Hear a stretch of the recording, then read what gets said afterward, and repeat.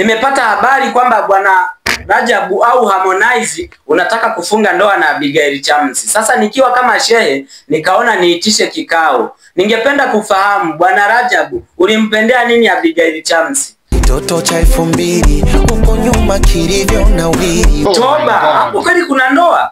Nikuulize wewe Abigail Chams, nini kilikuvutia kwa bwana Rajabu mpaka ukaamua uolewe naye? Ananukia kama malaika. Sawa, sikatai, lakini unajua kama anavuta bangi? Siwezi kula bila ukijana. Hayo ni maneno hata kwenye kanga yapo.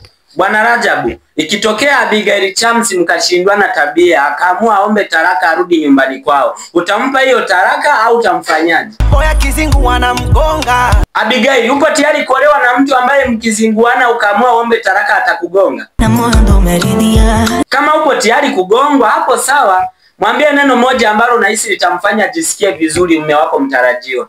Nakupenda. Unasikia bwana Rajabu, Abigail anakupenda, inabidi uache bangi na pombe uweze kuishi naye vizuri. Pombe hizo nikiziona moyo unadunda tena. I say, hiyo ndoa sidhani kama itamaliza hata siku mbili. Kufana kuzikana. Kuzikana wapi? Unamwona tu mtoto wa watu mwisho umchezee umuache. Abigail, unasikia? Huyu achana naye, hana malengo na wewe, anataka kukuchezea. Naogopa.